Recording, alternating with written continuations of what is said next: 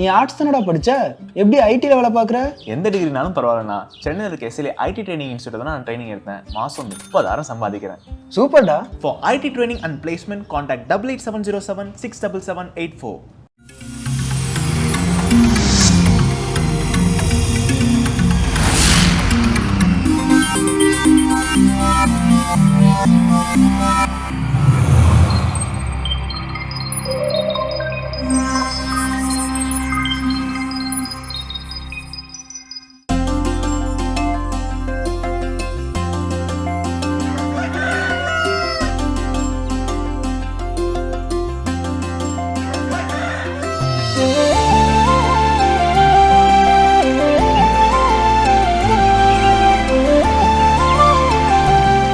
மாதா தொலைக்காட்சி அன்புள்ளங்கள் அனைவருக்கும் கடவுள் வணக்கம் நிகழ்ச்சியின் அன்பான வணக்கங்கள். வணக்கம் கல்பனா, எப்படி இருக்கிறீங்க? நான் நலமா இருக்கேன். நீங்க எப்படி இருக்கீங்க? ரொம்ப ரொம்ப ரொம்ப ரொம்ப மகிழ்ச்சியா இருக்கிறேன் எல்லா நாள் போலவும். எஸ், இந்த மகிழ்ச்சியோடவே நான் கதை சொல்றேன். ஒரு பேருந்துல எல்லாரும் கூட்ட நெரிசல், அந்த பஸ் வந்து பாத்தீங்கன்னா அவ்வளவு ஒரு கூட்ட நெரிசலா இருக்கு. அதுல ஒரு இளைஞனும் ஏறுறாங்க, ஒரு நபர் ஏறோன்னா அங்க பாத்தீங்கன்னா வயதானவர்கள், முதியவர்கள்னு சொல்லிட்டு அதிக பேரும் இருக்காங்க, உட்காந்துட்டு இருக்காங்க. இந்த சைடும் நிறைய வயதானவங்க இருக்காங்க, நிறைய சஃபில்ஸ் நிறைய இருக்கும் இல்லையா. அந்த மாதிரி கூட்ட நெரிசலோட ஒரு பஸ் போயிட்டு இருக்கு. அதுல ஒருத்தர் ஏறுறாரு. அந்த நபர் என்ன பண்றாரு அப்படின்னு பாத்தீங்கன்னா, காதுல வந்து ஹெட்செட் வச்சுட்டு அவங்க நண்பன் கிட்ட ரொம்ப சத்தமா பேசிட்டு இருக்காரு. இந்த சத்தமான அந்த உரையாடலை கேட்டு இந்த பக்கத்துல இருக்க முதியவர்கள்லாம் வந்து பாத்தீங்கன்னா, கொஞ்சம் என்னப்பா, கொஞ்சம் பார்த்து பேசுப்பா, கொஞ்சம் குறைவா பேசுப்பா, ரொம்ப சத்தமா பேசுறியப்பா அப்படின்னு அவன் அதெல்லாம் வந்து காது கொடுத்து கேட்கிற மாதிரி இல்லை. அப்புறம் இன்னும் சிறிது நேரம் போனதுக்கு அப்புறம் என்ன பண்றான், பாட்டு கேட்கிறாரு. ரொம்ப சத்தமா வச்சுட்டு, வால்யூம் அதிகமா வச்சுட்டு சாங் கேட்கிறாரு. அப்போ பக்கத்துல இருக்க முதியவர் சொல்றாரு, கொஞ்சம் சத்தத்தை வந்து குறைச்சிக்கிட்டு கேட்கலாமேப்பா, ஏன்ப்பா அந்த மாதிரி பண்ற பொது இடத்துல அப்படின்னு. அதையும் அவன் காது கொடுத்து கேட்கல. இதை பார்த்து கொண்டிருந்த மற்றொரு நபர் என்ன பண்ணாரு, அவன் பக்கத்துல போய் அவனை விட அதிகமா சவுண்ட் வச்சு சாங்கை பாட்டு கேட்டுட்டு இருந்தாரு. உடனே அவனுக்கு ஒரே எரிச்சல். என்ன இது, ஏன் பக்கத்துல வந்து இவ்வளவு சத்தமா பாட்டு கேட்கறீங்க, ஏன் அப்படி போய் கேளுங்க அப்படின்ட்டு. இல்ல, இவ்வளவு நேரமா நீ அந்த பக்கத்துல பெரியவர் பக்கத்துல நீ கேட்டுட்டு இருக்கப்பா, அவரும் அதானே சொல்லிட்டு இருந்தாரு, கொஞ்சம் அப்படி வேணா போய் கேளுப்பான்னு. அதை நீ கேட்கல, நான் எங்க வேணாலும் கேட்பேன், இது பொது இடம் இல்ல அப்படின்னு அவன் சொல்றான். உடனே அந்த இடத்துலதான் அந்த நபருடைய தவறை வந்து அவர் உணர்றாரு. ஐயோ ஆமா, இது ஒரு பொதுவான இடம், நம்ம ஏன் இந்த மாதிரி வந்து மிஸ்பிஹேவ் பண்ணும் அப்படின்னு சொல்லிட்டு அந்த இடத்துல அதை உணர்றாரு. உணர்ந்தோன்னா அந்த வயதானவர்கிட்டையும் வந்து மன்னிப்பு கேட்டுட்டு நகர்ந்து போறாரு. இப்படிப்பட்ட செயல்கள் பொதுவான இடங்களை நம்ம நிறைய பேர் வந்து செஞ்சுட்டு தான் இருக்கோம். பொதுவான இடம், இது எனக்குரிய இடம், இது எனக்கான சுதந்திரம், இது என்னுடைய நாடு அப்படின்னு சொல்லிட்டுறதெல்லாம் ஓகே தான். ஆனா மத்தவங்களுடைய சுதந்திரத்தை கெடுக்காத வண்ணம் நாம் செய்யும் செயல்கள் அனைத்தும் நல்லது அப்படின்றது இந்த கதையின் வழியா நம்ம தெரிஞ்சுக்கலாம். நிச்சயமாக என்னுடைய சுதந்திரம் எதுவரை இருக்குது அப்படின்னு பார்த்தா, அடுத்திருப்பவருடைய மூக்கின் நுனிக்கு அதை போய் டச் கூட என்ன போயிடக்கூடாது, பண்ணிட்டாலே அது என்னுடைய சுதந்திரம் என்பது அல்ல. அதை நாம் நன்கு உணர்ந்து கொள்ள வேண்டும். நல்ல ஒரு சிந்தனை. இந்த சிந்தனையோடு இன்னைக்கு நாளை தொடங்கலாம். பாலை தரிசனம் பார்க்கலாம்.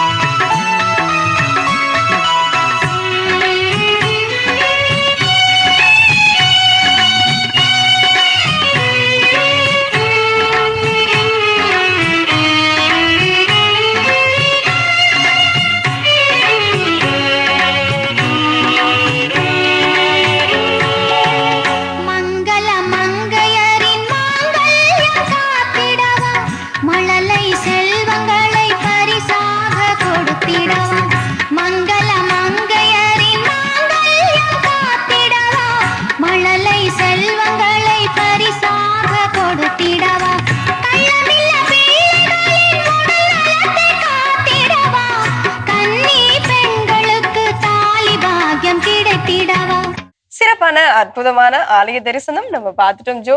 இன்றைய நாள் என்ன ஒரு அற்புதமான சிந்தனையை வந்து சிந்தனை விதையை நாம் விதைக்க போகிறோம் ஒவ்வொருடைய மனதிற்குள்ளும். நீங்க சொன்ன அந்த கதையில இருந்து தான் இன்னைக்கான சிந்தனை அப்படிங்கிறது. என்னன்னா, பப்ளிக் நியூசன்ஸ் அப்படிங்கிற வார்த்தையை நம்ம நிறைய கேள்விப்பட்டிருக்கோம். கேள்விப்பட்டிருக்கோம். நாமளும் அதை பல நேரங்கள்ல செஞ்சிருக்கோங்கிறது நமக்கு தெரியுமா அப்படிங்கிறது தான் பெரிய கேள்வி. ஏன்னா நாம பிறருடைய தவறுகளை ஈஸியா என்ன பண்ணிடுறோம், சுட்டி காட்டுறோம். ஆனா நம்முடைய தவறுகள் நாம் உணர்ந்து இருக்கிறோமா அப்படின்னு கேட்டா நிச்சயமா இல்ல. அப்ப இன்னைக்கு நம்ம பொது இடங்கள்ல நமக்கு தெரிஞ்சோ தெரியாமலோ செய்யக்கூடிய அந்த பப்ளிக் நியூசன்ஸான விஷயங்கள் என்னென்ன, பொது வெளியில பொதுமக்களுக்கு இடையூறு ஏற்படுத்தும் வண்ணம் நாம் செய்யக்கூடிய செயல்கள் என்ன, தவறான செயல்கள் என்ன.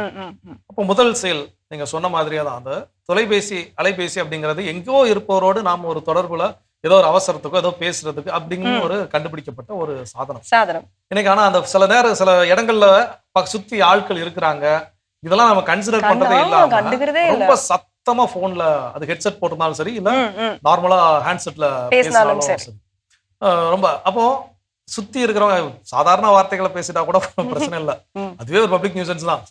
சில நேரங்கள்ல போன்ல சண்டை போடும்போது பாத்தீங்கன்னா ஊர்ல கெட்ட வார்த்தைகள், எவ்வளவு வார்த்தைகளை போட்டு திட்டி அதை சிலர் எப்படி எடுத்துக்கிறாங்கன்னே தெரியல.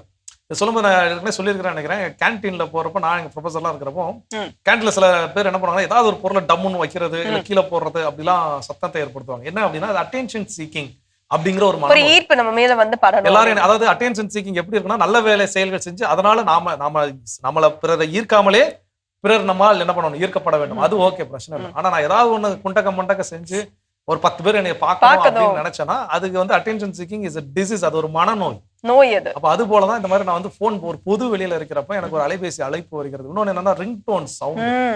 ரிங்டோன் ஒவ்வொருத்தவங்களும் ஒவ்வொரு வித்தியாசமா வச்சுக்குவாங்க, அதெல்லாம் அது அவங்களோட தனிப்பட்ட உரிமை. ஆனா பொது வெளியில என்ன மாதிரியான ரிங்டோன்ஸ், அது எவ்வளவு சத்தமா இருக்குது, அது சிலருக்கு முகம் சுளிக்கும் வண்ணம் இருக்குதா, சில ரிங்டோன்ஸ்ல எல்லாம் கெட்ட வார்த்தைகள் இருக்குது, அது கெட்ட வார்த்தைன்னு தெரியாமலே பலர் என்ன பண்ணிருக்கிறாங்க, வச்சிட்டு இருக்காங்க. இதெல்லாம் நம்ம கேள்விப்பட்டிருக்கோம்ல, சில அந்த ரிங்டோன் திடீர்னு வந்து அந்த டோன் வந்து வரப்போ சில பேருக்கு ஹார்ட் அட்டாக் எல்லாம் பக்கத்துல வந்திருக்கலாம், கேள்விப்பட்டிருக்கோம்ல. இருக்கலாம். சோ இப்போ என்னன்னா இந்த மாதிரியான ஏதாவது ஒரு பாதிப்புகளை ஏற்படுத்தும் வண்ணம், பிறருக்கு இடையூறுகளை ஏற்படுத்தும் வண்ணம் அதிகப்படியான சத்தத்தை பொது வெளியில் ஏற்படுத்த கூடாது. ஒருவேளை நான் அதை தெரிஞ்சோ தெரியாமல ஏற்படுத்தினா அந்த பப்ளிக் நியூசன்ஸை நானும் செஞ்சிருக்கேன். சோ அது மாதிரி செய்யக்கூடாதுன்றதுதான் நம்மளுடைய சிந்தனைக்குள்ள வர வேண்டிய ஒன்று.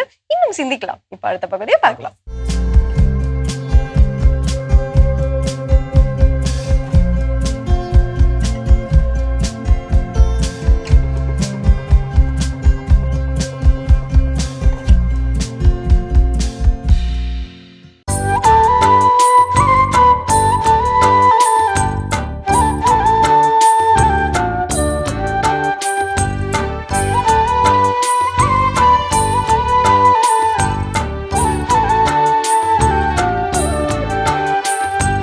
நேர்மையாளர்களே ஆண்டவரில் களி கூறுங்கள், களி கூறுங்கள்.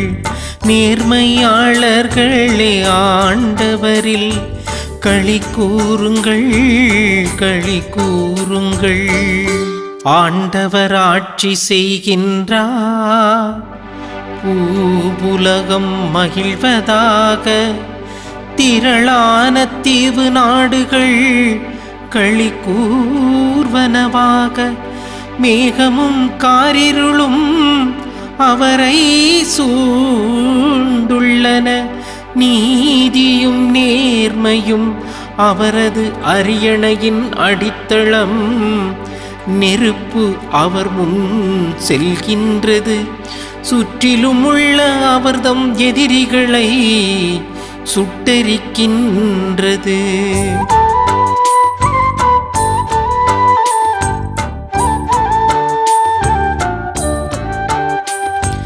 நேர்மையாளர்களே ஆண்டவரில் களி கூறுங்கள், களி கூறுங்கள். நேர்மையாளர்களே ஆண்டவரில் களி கூறுங்கள், களி கூறுங்கள். இயேசு கிறிஸ்துவின் இதய உறவில் வாழும் அன்பு உள்ளங்களே, தினம் ஒரு திருப்பாடல் என்னும் இந்நிகழ்வின் வாயிலாக எங்களது சிறிய சிந்தனையையும் உங்களது சிறிய நேரத்தையும் ஒன்றாக செலவிடுவதில் மனம் மகிழ்கின்றது. தினம் ஒரு திருப்பாடல் என்னும் இந்நிகழ்வில் இன்று நாம் பார்க்கவிருக்கும் திருப்பாடல் எண் 97. இத்திருப்பாக்கள் பல திருப்பாக்களுடன் தொடர்புடையது. அதாவது 97ஆம் திருப்பாடல், இன்றைய திருப்பாடல் 96, 98, 99 ஆகிய திருப்பாடல்களுடன் தொடர்புடையதாக இருக்கின்றது. இந்த கோர்வை வரிசையில் வருகின்ற இந்த அனைத்து திருப்பாக்களுமே நமக்கு கூறுகின்ற ஒரு பிரதான கருத்து, இறைவன் உலகின் அரசர், இறைவன் உலகின் தலைவர், இறைவன் உலகின் வாக்கு என்ப இந்த 3 கருத்துக்களை எடுத்துரைக்கின்றது. ஆக இந்த 3 கோணங்களிலும் இறைவன் இந்த உலகை காக்கின்றார் என்று எடுத்து கூறுகின்றது. தலைவர் என்பவர் ஒரு குழுவை வழிநடத்தி செல்பவராக இருக்கும் பட்சத்தில் இறைவன் இந்த உலகை வழிநடத்தி செல்கின்றார். ஆக அவர் இந்த உலகின் அரசராக, இந்த உலகின் தலைவராக, வழி நடத்துபவராக நமக்கு முன்பு நின்று நமக்கு வழிகளை செம்மையாக்குகின்றார், நமக்கு வழிகளை ஏற்படுத்துகின்றார் என்பதை மிக தெளிவாக எடுத்து கூறுகின்ற திருப்பாக்களாக அமைகின்றது. அதிலும் இன்றைய திருப்பா இறைவன் உலகின் தலைவர் என்று எடுத்துரைக்கின்றது. ஆக இறைவன் நமக்கு வழிகாட்டுகின்றார். எவ்வாறு எனில், இன்றைய 2ஆம் வாசகம் அவரின் அரியணையை பற்றி எடுத்து கூறுகிறது. அதாவது அவரின் அரியணையின் அடித்தளம் என்பது நீதியும் நேர்மையுமாக இருக்கும் பட்சத்தில் இந்த திருப்பாடல் வரலாறு, இவர்களின் வரலாறு, அதாவது இஸ்ரேல் மக்களின் வரலாறாக அமைந்ததாக இருக்கின்றது. அவர்கள் அடிமை தலையில் இருந்திருந்த பொழுது, அடிமை நிலையில் இருந்த பொழுது நீதியும் நேர்மையுமான இறைவன் அவர்களை வழிநடத்தி தன்னுடைய உலகிற்கு, அதாவது இறைவன் காட்டும் வழியில் நடக்கச் செய்து அவர்களுக்கு ஒரு உலகையும் ஒரு வாழ்வையும் ஏற்படுத்தி தந்திருக்கின்றார். அதுதான் ஒரு அரசருக்குரிய நிலை, அதுதான் ஒரு அரசருக்குரிய ராஜ்யம் என்பதை எடுத்து காட்டுகின்றது. ஆக இந்த தலைவரின் மூலமும் இந்த அரசரின் மூலமும் வாழ்வை பெற்றுக்கொண்ட மக்கள் அவரது நீதியையும் நேர்மையும் பாராட்டி பாடுகின்ற பாடலாக இது அமைகின்றது. இத்திருப்பாடல் பல நிலைகளின் வார்த்தைகளை எடுத்துரைக்கின்றது. அதாவது பல நிலைகளில், மன நிலைகளில், இன்னும் குறிப்பாக சொல்ல வேண்டும் என்றால் பல குழப்பங்களில் வாழுகின்ற அந்த நிலையில் வாழ்ந்த மக்களின் வார்த்தைகளை, மக்களின் மனநிலைகளை எடுத்து கூறி இறைவனை பாடும் பொழுது அவர் வழிகாட்டுவார், வழிகாட்டுகின்றார், இனி வரும் காலத்திலும் வழிகாட்டுவார் என்னும் நம்பிக்கையும் உறுதிப்பாட்டையும் அளிக்கின்றது.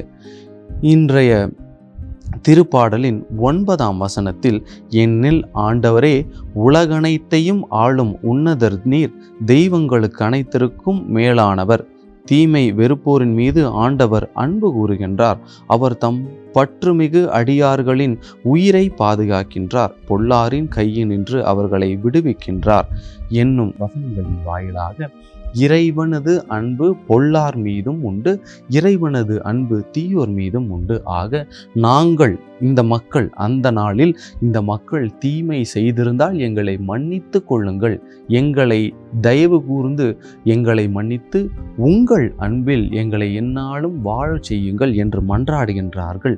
அதற்கு இறைவன் பதிலளிக்கின்றார், நீங்கள் தவறு செய்தாலும், நீங்கள் பாவம் செய்தாலும் நீங்கள் என் பிள்ளைகள், ஆக நான் உங்களை பாதுகாப்பேன் என்னும் வார்த்தைகளை வாழ்வாக மாற்றுகின்றார் இறைவன். இவ்வாறு மக்கள் தங்கள் தவறுகளையும் குற்றங்களையும் நினைத்து மனம் மாறுகின்ற போது, நேர்மையாளர்களாக வாழ நினைத்து முயற்சிகள் எடுத்து அதில் வெற்றி பெறுகின்ற பொழுது, அதில் நேரிய வாழ்வு வாழ துடிக்கின்ற பொழுது அடுத்த 2 வசனங்கள் அவர்களுக்கென மாறுகின்றதை பார்க்கின்றோம்.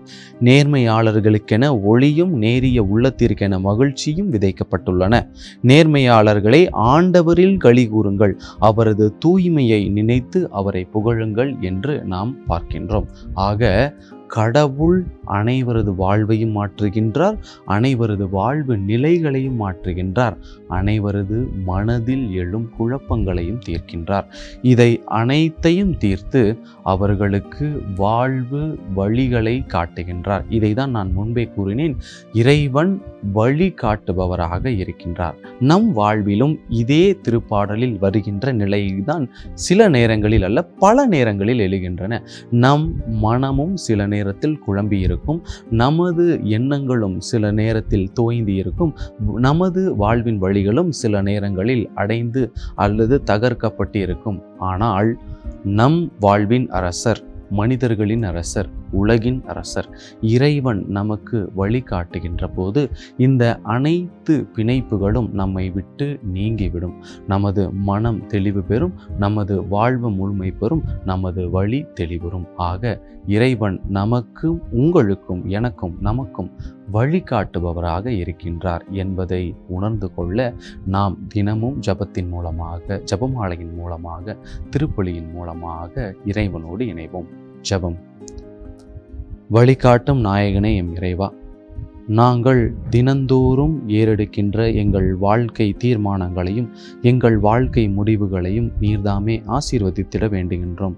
உமது ஆசீரால் நீர் கூறும் வார்த்தையால் உமது வல்லமையால் எங்கள் வாழ்வின் வழிகள் பிறந்து நாங்கள் இன்னும் நினைத்த காரியங்களை திறன்பட செய்து முடிக்கவும் உமது அருளால் நாங்கள் மென்மேலும் வளரவும் எங்களுடனிருந்து வழி நடத்த உம்மை மன்றாடுகின்றோம். ஆமேன். அருமையான தினம் ஒரு திருப்பாடல் பகுதி பார்த்துட்டோம். எனக்கான திருப்பாடலும் கேட்டாச்சு. அதோட இன்னைக்கு நம்ம பேசிட்டு இருக்கிறோம் பொது வெளியில் பிறருக்கு இடையூறு செய்யும் வண்ணம் நாம் செய்யக்கூடிய தவறுகள் என்னென்ன அப்படின்னு பேசிட்டு இருக்கோம். அடுத்ததா என்ன சொல்றோம்? கண்டிப்பா. அதாவது நம்ம முன்னாடி சொன்ன மாதிரி பொது இடம் அப்படின்றது அனைவருக்கும் உரிய ஒரு இடம் தான் இல்லையா? அந்த இடத்துல மொபைல் போன் அப்படின்றது ஒரு பெரிய பங்கு வகிக்குது அப்படின்னு சொல்லலாம். அவ்வளவு ஒரு இடையூறு கொடுத்துட்டு இருக்கணும்னு சொல்லலாம். அது நம்ம பயன்படுத்தும் வகையில இருக்கு.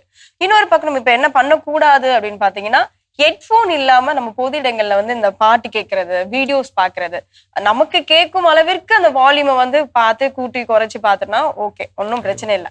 அது மற்றவர்களுக்கு வந்து இடையூறா இருக்கு அப்படின்ற வண்ணம் நம்ம அவ்வளவு பெரிய சவுண்டை வச்சுக்கிட்டு அவங்க அது சொன்னாலும் நம்ம காதுல கேட்காத மாதிரி இன்னும் வந்து அதை அதிகப்படி சவுண்ட் வச்சுட்டு அந்த இடத்துல ஒரு பிரச்சனையை ஏற்படுத்தி அந்த பொது இடம்ன்றது வேற மாதிரி ஒரு இடமா மாறிடும், கலவரமான ஒரு இடமா மாறிவிடும். சோ அப்படி ஒரு நிகழ்வுக்கு நம்ம வந்து இடம் கொடுக்க கூடாது. நான் நியூஸ் தாங்க பாக்குறேன், நான் எனக்கு பிடிச்ச வீடியோ தாங்க பாக்குறேன், எனக்கு பிடிச்ச பாட்டு தாங்க ஆர்குமெண்ட், அதை வந்து நீங்க உங்க வீட்டுல உட்காந்து என்ன பண்ணுங்க, தனியா ரூம்குள்ள உட்காந்து இல்ல பாத்ரூம்ல கூட உட்காந்து என்ன பண்ணுங்க பாருங்க. பொது வெளியில ஹெட்செட் பயன்படுத்தாமல் நீங்க அத்தகைய ஒலிகளை ஏற்படுத்தணும். சில பாடல்கள் என்ன பண்ணாதீங்க, பாடல்களை கேட்பதோ இல்ல வீடியோக்களை பார்ப்பதோ அது மத்தவங்களுக்கு இடையூறு தான், அது பப்ளிக் நியூசன்ஸ் தான். அதை நாம ஃபர்ஸ்ட் புரிந்து கொள்ள. என்னுடைய தனிப்பட்ட உரிமை, நான் என் மொபைல்ல நான் பாக்குறேன், என் மொபைல் நான் சத்த வச்சு பாக்குறேன், கேட்கறதெல்லாம் நல்லா வியாக்கியானமா கேட்கலாம். பட் அதே நீங்க இந்த கதையில சொன்ன மாதிரி அதே தவிர இன்னொருத்தர் நம்ம என்ன பண்ணுவோம், அக்செப்ட் பண்ணிக்குவோம். சோ அப்போ இது தேவையில்லாத நம்மை குறித்து பிறர் என்ன பண்ணுவாங்க, யாரா இவன் அப்படின்னு பார்க்கக்கூடிய தரம் தாழ்ந்து மற்றவர் நம்மளை பார்த்து என்ன பண்ணுவாங்க, தவறான இமேஜ் கிரியேட் ஆகும். அதுதான் அதுக்கு வழிவகும். ஒரு குறிப்பிட்ட நான் கல்லூரி படிக்கக்கூடிய காலகட்டத்தில் நிறைய இந்த கொரியன் செட்ஸ், சைனா செட்ஸ் எல்லாம் நிறைய வர ஆரம்பிச்சது. அதில் பார்த்தீங்கன்னா அதனுடைய இதுவே என்னன்னா ரெக்கமெண்ட் சவுண்டு தான் பயங்கரமா இருக்கும். ஒரு போன்ல ஏதாவது பாட்டு போட்டாங்கன்னா அந்த பஸ்ல லாஸ்ட்ல இருந்து பாட்டு போட்டா முன்னாடி இருக்கிறவங்க வரைக்கும் என்ன பண்ணுவோம் கேட்கும். அன்னைக்கு இருக்கக்கூடிய சூழல்ல யாராவது ஒருத்தர் கையில அந்த மாதிரி இருந்துச்சு, அப்ப என்ன பண்ணுவாங்க, அந்த பாட்டை போட்டு சிலர் விரும்பியே என்ன பண்ணுவாங்க, கேட்பாங்க தம்பி அந்த பாட்டை என்ன பண்ணுங்க. ஏன்னா அரசு பேருந்துல பயணிக்கிறப்போ சில பேருந்துல ரேடியோ அந்த பெட்டி இருக்கும், சில இதுல என்ன பண்ணாது இருக்காது, அப்படிங்கலாம் இதை கேட்டுட்டு போறவங்க.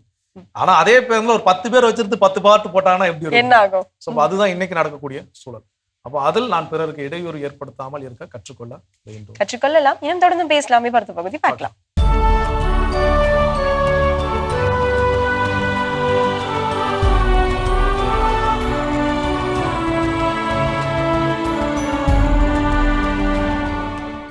ஜூன் 18 புனித கிரகோரி பார்பரிக்கோ. இத்தாலி நாட்டிலுள்ள வெனிஸ் நகரில் வாழ்ந்த செல்வ செழிப்புமிக்க குடும்பத்தில் கிபி 1625ஆம் ஆண்டு செப்டம்பர் 16ஆம் நாள் பிறந்தார் கிரகோரி பார்பரிக்கோ. தன் தந்தையோடு இணைந்து அமைதிக்காக உழைத்த பார்பரிக்கோ வெஸ்ட்பாலியாவில் திருத்தந்தையின் தூதுவரான பேராயர் ஃபாபியோ சிகியை சந்தித்து ஆன்மீக தெளிவு பெற்றார்.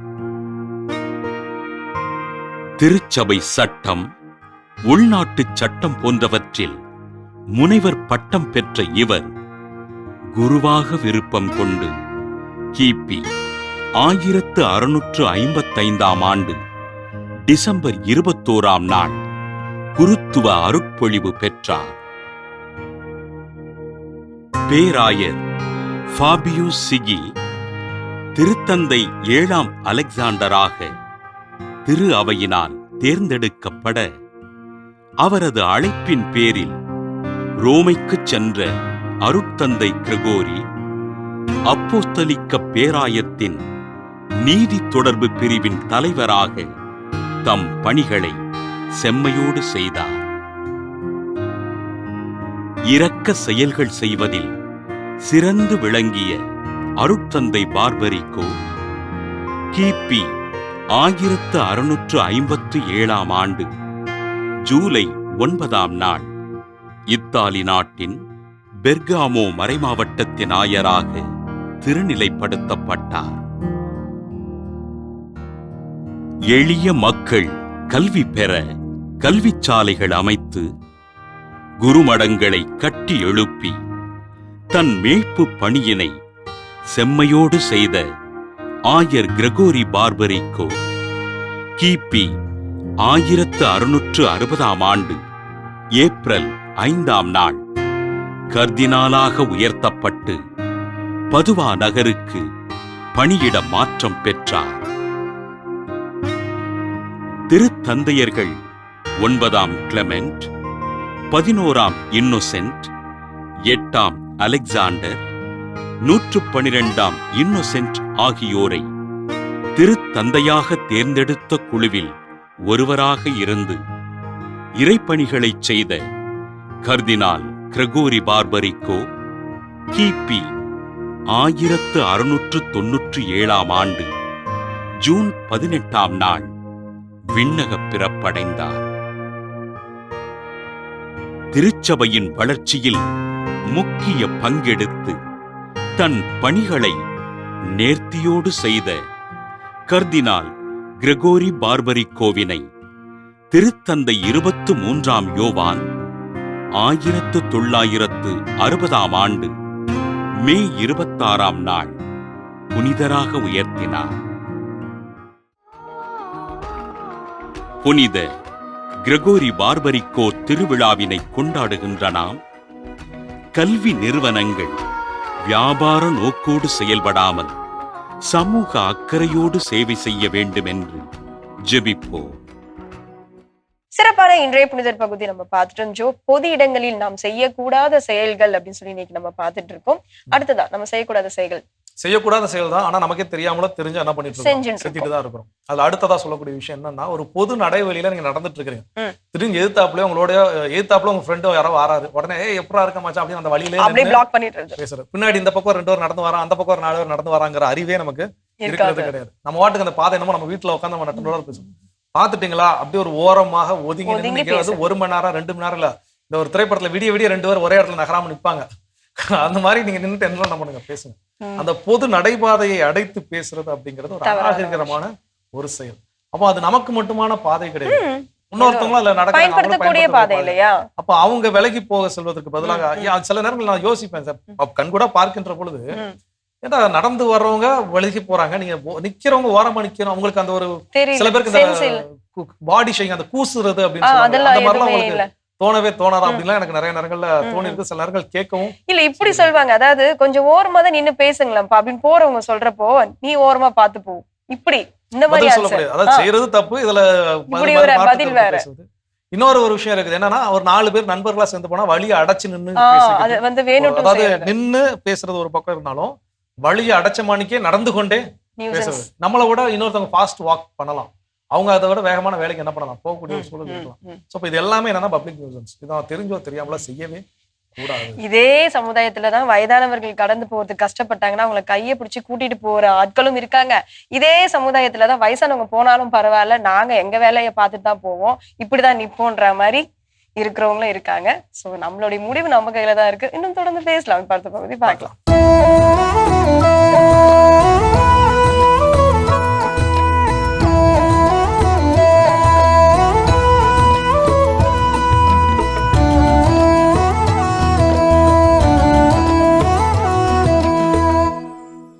அது ஒரு நவீன எலக்ட்ரிக் கார், உலகின் மிக உயர்ந்த கார் அது. அதன் சென்சர்கள் அனைத்தும் துல்லியமாக இருந்தன.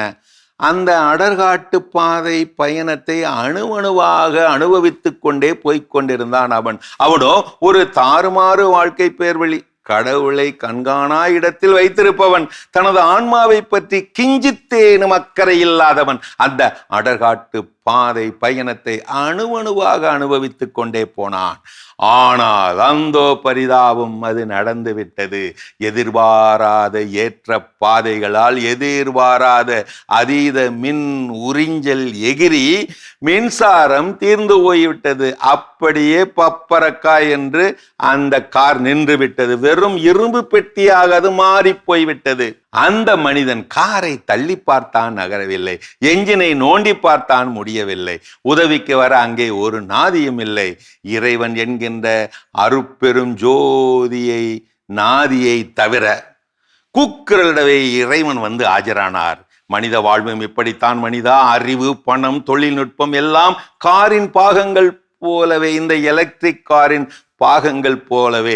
ஆனால் அருள் என்பதுதான் மனித வாழ்வை இயக்கும் சக்தி. நீ பரபரப்பாக உலகில் மணிக்கு 120 கிலோமீட்டர் வேகத்தில் ஓடிக்கொண்டிருக்கிறாய். ஆனால் உன்னை இயக்கும் ஆன்மாவுக்கு தேவையான சக்தியை, சோல் எனர்ஜி ஃபியூவலை நீ வழங்க மறுத்துவிட்டாய்.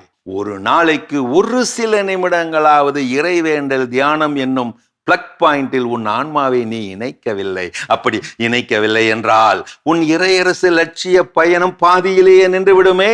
இதோ இந்த நவீன கார் போல நடு காட்டில் நின்று விடுமே. காரை மீண்டும் ஓடவிட்டார் கடவுள். தெளிவான மனிதன் தெளிவான பாதையிலே தெளிவான ஆன்மாவோடு அந்த காரை இயக்கி போய்க் கொண்டிருந்தான். ஆம், புற உலக அதி வசதி நவீன வாய்ப்புகள் எல்லாம் எவ்வளவு அல்ட்ரா அதிநவீனமாக இருந்தாலும் அக உலக அமைதியே வாழ்வின் ஏறை பொருள், ஆன்மாவின் ஆக்கப்பொருள், ஊக்கப்பொருள். மறவாதீர்கள். இதை கேளுங்கள். கபிலன் ஒரு சிறந்த ஓவியன். ஆனால் அவனது தூரிகைகள் இன்னும் இப்போதும் தூசி படிந்துதான் கிடைக்கிறது. அவனது முழு நேரமும் நிழல் உலகம் என்கின்ற சமூக வலைதளத்தில் தான் கழிகிறது. அங்கு அவன் பதிவிடும் ஒவ்வொரு புகைப்படத்திற்கும் விழும் லைக்குகள் அவனுக்கு போதையாகவே மாறிவிட்டன. ஒரு நாள் ஒரு வினோதமான செயலி ஒன்றை அவன் தன் செல்போனில் தரவிறக்கம் செய்தான். அந்த செயலி ஆப்பிள் உன் உண்மையான முகம் என்று பெயரிட்டிருந்தது. கர்வத்துடன் கபிலன் அதில் பார்த்தபோது, தன் முகத்தை பார்த்தபோது அதிர்ந்து போனான். அந்த உண்மையான முகத்திரையில் தெரிந்தது அவனது முகம் அல்ல, பல்லாயிரம் சிறிய திரைகளாலான ஒரு உருவம். அவற்றில் அவன் பார்த்த வீடியோக்கள், படித்த தேவையற்ற செய்திகள், பகிர்ந்த போலி சிரிப்புகள் மட்டுமே அதிலே தெரிந்தன. அவனது சொந்த கனவுகளோ ஓவிய திறமையோ அங்கே ஒரு சிறு புள்ளியாக கூட இல்லை. திடுக்கிட்டு திரையை அணைத்தான் கபிலன். என்னை நானே, என் திறமைகளை நானே தொலைத்து கொண்டிருக்கின்றேனா? எங்கே போயின கபிலனின் தூரிகை உருவங்கள்? தெளிவு பெற்றான் கபிலன். மாய கண்ணாடியை தூக்கி எறிந்தான். முழு நேர நிழல் உலகை, சமூக ஊடக கலிசடை உலக நேரங்களை கலைந்தான். தேவையற்ற ஆப்புகளுக்கு ஆப்படித்தான். நிஜ உலகின் சன்னலை திறந்தான். அங்கே மாலை நேரத்து சூரியன் அவன் பார்த்திராத வர்ணங்களிலே மின்னியது. மீண்டும் தூரிகையை கையில் எடுத்தான் கபிலன். தனது உண்மையான உருவத்தை மீட்டெடுத்தான் கபிலன். ஆர்டிபிஷியல் இன்டெலிஜென்ஸ் என்கின்ற AI உலகில் எவ்வளவுதான் நிழலை நிஜத்தை விட அழகாக காட்டினாலும், தாகம் எடுத்து நீ வறண்டு உயிர் போய்க் கொண்டிருக்கும் போது குடிக்க ஒரு சொட்டு நீரை கூட அந்த ஸ்கிரீன் நிழலால் தர முடியாது. இயற்கையால் மட்டுமே அது முடியும். ஆம் மனிதா, ஒருவன் சமூக ஊடகம் எல்லாம் பரவி உலகையே தனதாக்கி கொண்டாலும் தனது ஆன்மாவை இழந்து விட்டால் அதனால் வரும் பயன் என்ன? சொல் மனிதா. அருமையான கதைகள் 1000 பகுதி பார்த்துட்டோம். இன்னைக்கான கதை சிந்தனை கேட்டாச்சு. அதோட நம்ம இன்னைக்கு பேசிட்டு இருக்கிறோம், பொது வெளியில் நாம் செய்யக்கூடிய தவறான செயல்கள் என்னென்ன அப்படின்னு சொல்லி நாம் சிந்திச்சுட்டு இருக்கிறோம். அதுல அடுத்தது என்ன தவறு செய்யறோம்? வீட்டுல எல்லாம் அம்மா என்ன பண்ணுவாங்க, தலையிலேயே 2 தட்டு தட்டுவாங்க. காரணம் என்னவா இருக்கும் அப்படின்னா, நம்ம ஏதோ ஒரு சாக்லேட்டோ இல்ல ஏதாவது பிஸ்கெட்டோ சாப்பிடுறோம்னா அந்த ஒரு சின்ன கவர் இப்படி பக்கத்துல சோஃபா மேல வச்சாலும் இல்ல கீழே போட்டாலும், என்ன உனக்கு திமிரா, எடுத்துட்டு போய் குப்பை தொட்டில போடு அப்படின்னு சொல்லுவாங்க. சோ அந்த கைடன்ஸ் பேரண்ட்ஸ் நம்மளுக்கு சொல்லி கொடுக்குறாங்க இல்லையா? அப்படி சொல்லி கொடுக்கலனாலும் அது தன்னால நமக்கு வரும். அப்படி அந்த ஒரு செயலை நம்ம பொது இடங்கள்ல செய்யறோமா அப்படின்றதுதான் ஒரு பெரிய கேள்விக்குரிய. பஸ்ல போயிட்டே இருப்போம், சாக்லேட்டை பிரிச்சு சாப்பிடுவோம், பஸ்ஸுக்குள்ளேயே போட்டுருவோம், இல்லைன்னா ஜன்னல் சைட் போடுவோம், யார் நிக்கிறாங்கன்னு கூட பார்க்க மாட்டோம். அது சின்ன சின்ன பேப்பரா இருந்தாலும் சரி, சின்ன சின்ன பொருளா இருந்தாலும் சரி, நம்ம கண்ணுக்கு வேணா அது சின்ன பொருளா இருக்கலாம். ஆனா அது நாளடைவில் இந்த உலகத்துல இந்த சமுதாயத்துல எவ்வளோ பெரிய டன் கணக்குல குப்பைகளை சேர்க்கிறோம் அப்படின்றது நமக்கு தெரியாமே இருக்கு. கண்டிப்பா. அதான் ஒரு திரைப்படத்துல வந்து நடிகர் விக்ரம் கேட்டிருப்பாரு, ஒரு நாளைக்கு 25 பைசா திருடுனா தப்பா? அப்பெல்லாம் 5 பைசா 5 தடவை. அப்போ 25 பைசா 5 லட்சம் பேர், இவ்வளவு பேர் 25 லட்சம் பேர் இப்பெல்லாம் டெய்லி 25 பைசா திருடுனா தப்பு மாதிரி தாங்க திருடு. அதே மாதிரிதான் இன்னைக்கு நான் ஒரு குப்பை போறதுனால என்ன ஆயிரம் போகுது. இதுதான் நமக்கு வைக்கக்கூடிய வாதம். நம்ம பண்ணது தப்பு, ஆனா நான் பதிலுக்கு நான் யோக்கியம் போல என்ன பண்ணிக்குவேன், ஒரு குப்பை போட்டதுனால என்ன ஆயிரம் போகுது. இது போல அதே இடத்துக்கு வரக்கூடிய 100 பேர் அதே இடத்துல உங்களை மாதிரியே குப்பை போட்டு போனா அந்த இடத்துல குப்பை சேர்ந்து அப்ப நம்மளே சொல்லணும் நம்ம நாடு ரொம்ப அசுத்தம், பொறுப்பே இல்லை. அது ஆரம்பிச்சு எவனா இருப்பான்னு பார்த்தா அவனா தான் இருப்பான். குப்பையை போட்டு ஆரம்பிச்சால் அந்த நபரா தான் இருப்பான். இன்னைக்கு பொது இடங்கள்ல குப்பை போடுறதாக இருக்கலாம், இல்ல சில நேரங்கள்ல ஆற்றுப்படுகைகள், ஆத்துல, கடற்கரை, எல்லா இடங்களும் என்னன்னா நான் சந்தோஷமா இருக்க சுத்தி பார்க்கன்னு போறோம். இன்னைக்கு நம்ம கடல்ல நீங்க இறங்கி குளிச்சுட்டு இருக்கீங்க, பக்கத்துல ஒருத்தன் வந்து குப்பையை அள்ளி போட்டு போறான், அப்ப மட்டும் நமக்கு சுருன்னு ஏறும். நான் குளிச்சுட்டு இருக்கிறேன், வந்து குப்பை என்ன போட்டுட்டு போறான், சாப்பிட்ட தட்டெல்லாம் வீசிட்டு போறான். அதே தவிர நாம வேற எங்க ஒரு கடற்கரையில என்ன பண்ணிருக்கிறோம், செஞ்சிருக்கிறோம். சோ இது ரொம்ப ரொம்ப தவறான ஒரு காரியம். எனக்கு வந்து இயற்கை நமக்கு கடவுள் கொடுத்த மிகப்பெரிய ஒரு அருமையான வரப்பிரசாதம். அது எந்த அளவுக்கு கேவலமாக்க முடியுமோ அதை வந்து ஒருவேளை கடவுளே நினைச்சிருந்த விவிலியத்துல ஒரு இடத்துல அவர்களை மனிதரை படைத்ததை நினைத்து வெட்கப்பட்டார் அப்படின்னு சொல்லி ஒரு இடத்துல தொடக்க நூல்ல நம்ம என்ன பண்ணுவோம், வாசிப்போம் ஆதாம் ஏவாளை படைச்சதை பத்தி.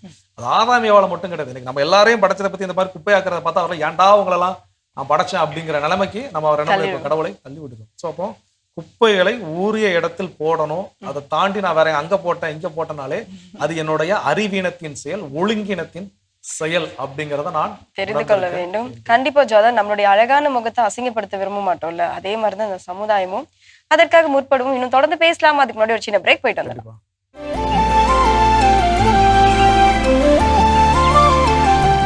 நிகழ்ச்சிக்குள் உங்களை மீண்டும் வரவேற்கிறோம். நீங்கள் பார்த்து கொண்டிருப்பது மாதா தொலைக்காட்சியின் கடவுள் வணக்கம்.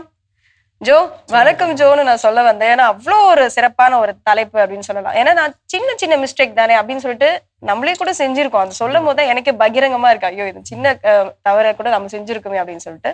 சோ நம்ம பொது இடங்கள்ல செய்யக்கூடாத சில செயல்கள், தவறான செயல்கள், அதை தெரிந்தும் தெரியாமலும் செய்து கொண்டுதான் இருக்கின்றோம் இன்று வரை அப்படின்றத நம்ம பார்த்து கொண்டிருக்கோம்.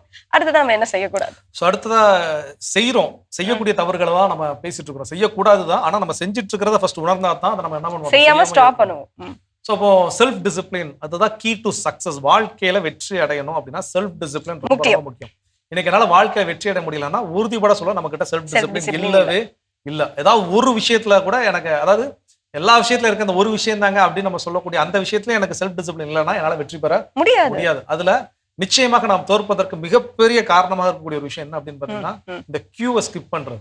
வரிசையில ஒழுங்கா நிக்காம எங்கேயாவது இடைச்சொல், அதாவது ஒரு நீங்க வந்து நின்றுட்டு இருக்கிறப்போ கியூவா கூட இருக்கலாம், இல்ல ஒரு பெட்ரோல் ஸ்டேஷன்ல பெட்ரோல் போடுறப்போ அந்த பைக்கை ஸ்கிப் பண்ணி போகக்கூடிய ஒரு கியூவாக இருக்கலாம். ஏதோ ஒரு இடத்துல வரிசையை நீங்க பின்பற்றல அப்படின்னா இது ரொம்ப ரொம்ப ரொம்ப ரொம்ப மோசமான ஒரு ஒழுங்கின செயல். கிட்ட செல்ஃப் டிசிப்ளின், சுய கட்டுப்பாடு, சுய ஒழுக்கம் என்பது ஒண்ணு இல்லவே இல்லை. நீங்க எவ்வளவு முயற்சி பண்ணாலும் சரி, நீங்க வாழ்க்கையில வெற்றி அடைவதற்கு எவ்வளவு திட்டம் போட்டாலும் சரி, உங்களுக்கு 100% வெற்றி என்பது கிடைக்குமான்னு கேட்டா 99.99% கூட கிடைக்க வாய்ப்பு. அந்த வரிசையில போய் நிக்கிறப்போதான் பல காரணங்கள் நம்ம மனசுக்குள்ள வந்து அப்படியே எப்படிதான் அந்த பொய்யெல்லாம் கிரியேட் பண்ணுவோம் தெரியாது. அவ்வளோ காரணங்களை சொல்லி சொல்லி சொல்லி கொஞ்சம் முன்னாடி விட்டுருங்களா, குழந்தைய வீட்டுல விட்டுட்டு இருக்கோம், இல்லைன்னா வயசானவங்க வீட்டுல இருக்காங்க, இந்த மாதிரி நிறைய பொய்களை சொல்லி முன்னாடி கடந்து போக தான் பாப்போமே தவிர முன்னாடி நமக்கு முன்னாடி இவ்வளவு நேரம் ஒரு வயசானவங்க நின்றுட்டு இருக்காங்களே அப்படிலாம் நம்ம வந்து யாருமே. எனக்கு அப்போ ஒரே ஒரு சில நேரம் இந்த கியூ வயலேட் பண்றவங்க நான் கேட்கக்கூடிய கேள்வி ஒரே ஒரு கேள்வி தான் கேட்பேன், ஒருவேளை இது சாகிறதுக்கான கியூ வயலேட் பண்ணிட்டு நீங்க முன்னாடி போவீங்களா? அப்போ அந்த டைம் மட்டும் நான் பின்னாடி நீங்க போங்க முன்னாடி தள்ளி விடுறோம். சோ அப்போ இது போல நம்ம வாழ்க்கையில கியூவை வயலேட் பண்றது ரொம்ப ரொம்ப அநாகரிகமான ஒழுங்கீனமான ஒரு செயல். இப்போ யோசித்து பார்ப்போம், வாழ்க்கையில எத்தனை தடவை நான் கியூவை ஸ்கிப் பண்ணிருக்கிறேன். அப்ப நான் வாழ்க்கையில வெற்றி பெறாம போறதுக்கெல்லாம் இது ஒரு மிக முக்கியமான காரணம். நேரடியாகவோ மறைமுகமாகவோ எனக்கு இது என்ன இருக்குது. ஏன்னா அந்த கியூல நிக்கிறவங்க என்ன பண்ணுவான், நம்மள அவ்வளவு திட்டி இருப்பான், நம்ம மேல அவ்வளவு வசப்பாடு இருப்பான். அப்ப அவனுடைய அந்த ஏச்சு பேச்சுக்கள்லாம் நமக்கு என்ன நெகட்டிவ் எனர்ஜி தான். அந்த நெகட்டிவ் எனர்ஜி எனக்கு பாசிட்டிவான ஒரு லைஃபை கொடுக்குமான்னு கேட்டா நிச்சயமா பாசிபிள். சோ அப்போ கியூவை வயலேட் பண்றது ரொம்ப ரொம்ப மோசமான அநாகரிகமான செயல். அதை செய்யாமல் இருக்க கற்றுக்கொள்வோம். இன்னும் தொடர்ந்து என்னென்ன செய்யாமல் இருக்க வேண்டும்ன்றதை கற்றுக்கொள்வோம். அதுக்கு முன்னாடி அடுத்த பகுதி பார்க்கலாம்.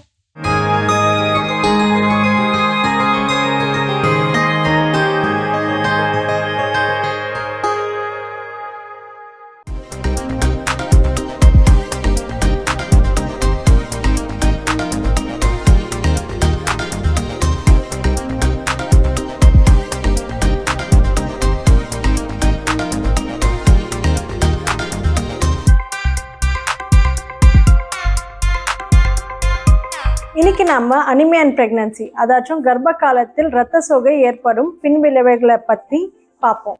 வணக்கம், நான் டாக்டர் ரூஹிதா பசு, மகப்பேறு மகளிர் மருத்துவர், மெரிடியன் ஹாஸ்பிட்டல், கொளத்தூர். பொதுவாகவே ஹீமோகுளோபின் <11 இருந்துச்சுனாவே அனிமியான்னு சொல்லுவாங்க. இந்தியாவில் பல பெண்களுக்கு ஹீமோகுளோபின் <11 தான் இருக்குது. அதுக்கு முக்கியமான காரணம் நம்ம உடம்புல அயன் ஊட்டச்சத்து குறைபாடுனால வர்ற இந்த நியூட்ரிஷனல் டெஃபிஷியன்சி, அதாச்சும் அயன் டெஃபிஷியன்சி அனிமியான்னு சொல்லுவோம்.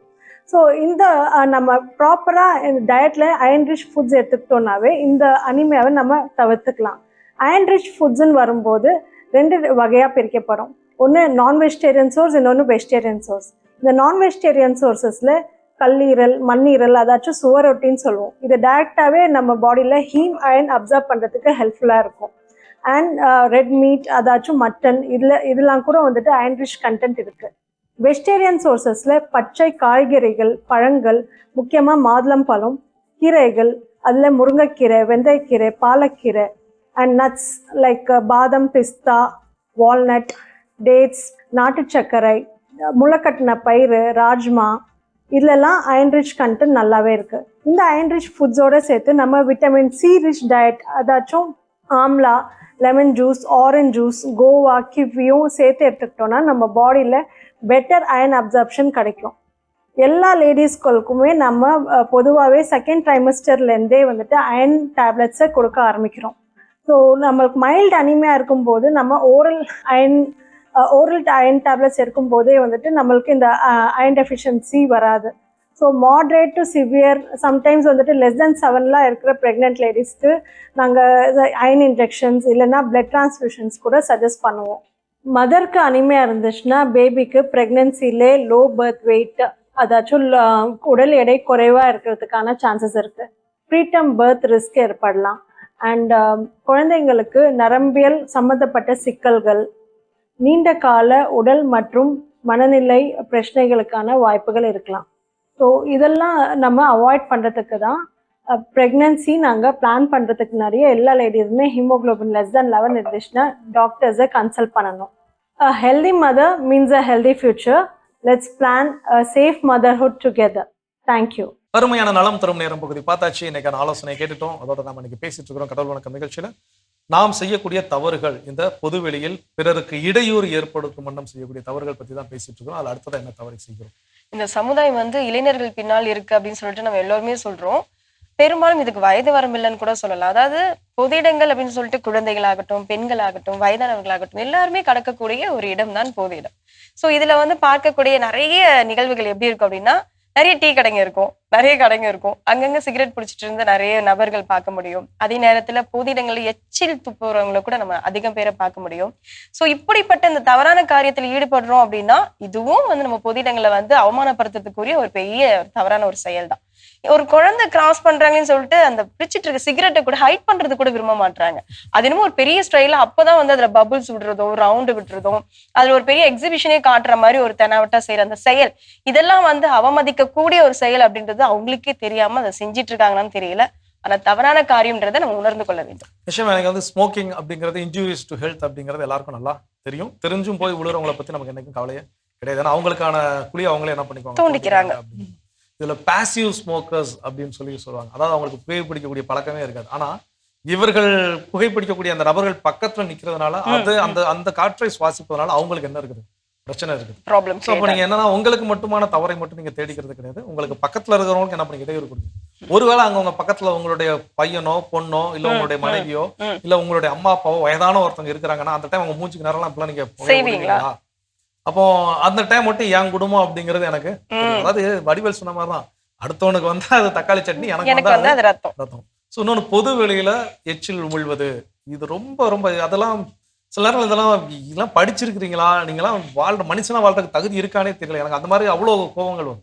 ஏன்னா இந்த பொது வெளியில எத்தனையோ பேர் நடந்து போறாங்க, எத்தனையோ விஷயங்கள் அந்த இடத்துல எவ்வளவு எனக்கு ஈக்கள் எதெல்லாமோ முக்கியது, இதுல ஏதோ ஒண்ணு போய் யாருக்கும் எங்கேயோ ஒரு இடத்துல என்ன பண்ணுது, டிசீஸை ஏற்படுத்துது. உங்களுடைய ஒரு அஜாக்கிரதை, உங்களுடைய ஒரு ஒழுங்கின செயலால இன்னைக்கு யாரோ எங்கேயோ என்ன பண்றாங்க, ஆளாகிறாரு. அப்ப அதெல்லாம் நம்ம இன்னைக்கு நம்ம நடு வீட்டுல எச்சு துப்புவோமா? நம்ம நடு வீட்டுல உட்காந்துருக்கோம், எவனோ ஒருத்தன் வாரம் நம்ம வீட்டுல விருந்தாள்கள் ஏதோ வராங்க, வந்தவங்க எல்லாம் பத்திரிக்கையோ கொடுக்க வராங்க, கொடுத்துட்டு அவங்க சரி அப்படின்னு புளிச்சு துப்பிட்டு போனா நம்ம சும்மா விட்டுருவோமா? நம்ம சொந்தக்காரனா இருந்தாலே, நம்ம க்ளோஸ் ஃப்ரெண்டா இருந்தாலே நம்ம என்ன பண்ண மாட்டோம், விட மாட்டோம். ஏன் என்னடா அறிவு இருக்கா இல்லையான்னு கேட்போம். அப்ப நம்ம வெளியில பொது வெளியில போறப்ப நமக்கு அறிவு இருக்குதா இல்லையா? ஸோ எங்க வீட்டுக்கிட்ட வந்து ஒரு தண்ணி டேங்க் ஒன்று இருந்துச்சு. அந்த தண்ணி டேங்க் வந்து எப்போ அந்த காலையில் ஒரு நேரம் தண்ணி பிடிப்பாங்க, இரவு நேரங்களில் யாராவது கொண்டு வந்து அந்த இடத்துல என்ன பண்ணிடுவாங்க, குப்பையை வச்சுட்டு போயிடுவாங்க. அப்போ எங்க அப்பா பார்த்துக்கிட்டே இருந்தார். என்ன பண்ணாருன்னா ஒரு மார்க்கரை வச்சு அறிவு கட்ட ஜென்மமே இங்க குப்பையை போடாதுன்னு என்ன பண்ணாரு, எழுதி வச்சிட்டாரு. எழுதி வச்சக்கப்புறம் இன்ன வரைக்கும் பார்த்தாங்க யாரும் என்ன பண்றதுல. சில இடங்கள்ல சில நேரங்கள் நம்ம இப்படிப்பட்ட கடினமான வார்த்தைகளை பயன்படுத்திக்கிட்ட பொழுது அல்ல அதை கடினமான வார்த்தையா இருந்தாலும் அப்பதான் ஒரு வேளை யோசிக்க தோணும்னு நான் நினைக்கிறேன். உண்மையில நமக்கு அறிவு இருக்குதா இல்லையா, இங்க குப்பை வைக்கலாம் வைக்க கூடாதா, இங்க வந்து எச்சு அப்படி இல்ல ஜோ. அதாவது யாரோ ஒருத்தர் வந்து அதை வந்து கண்காணிக்கிறாங்க அப்படின்ற ஒரு பயம் அப்பதான் அங்க வருது. இப்ப நம்மள பல பேர் செய்யற தப்பு என்னன்னா எச்ச துப்புறாங்கன்னு சொல்லி நம்ம இன்னைக்கு பேசிட்டு இருக்கோம்ல, இதே பேச்சு நாளைக்கு நம்ம யாரோ துப்புறப்போ ஏன் எச்ச துப்புறீங்கன்னு நம்ம ஒரு கேள்வி கொஸ்டின் ரைஸ் பண்ணோம்னா அந்த பயம் அங்க இருக்கும், கேட்கறதுக்கு ஆள் இருக்காங்க. அதை கேட்காம இருக்கிறதா, அதாவது துப்பவும் கூடாது, துப்புறவங்களை பார்த்து கேள்வி கேட்கவும் வேண்டும். ரெண்டையும் கற்றுக்கொள்வோம். இன்னும் வேற என்ன விஷயம் இருக்குங்கிறத நான் பிறந்து பேசலாம்.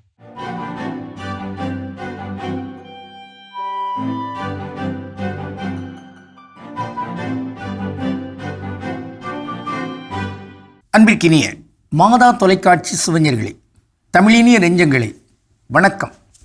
திரிகடுகத்தில் இணைந்திருக்கும் உங்கள் ஒவ்வொருவருக்கும் நன்றியின் வாழ்த்துகள். இன்று மீண்டும் திரிகடுகம் எண் 42 நாம் இருக்கின்றோம். 3ஆம் கருத்தினை பார்க்கவிருக்கின்றோம்.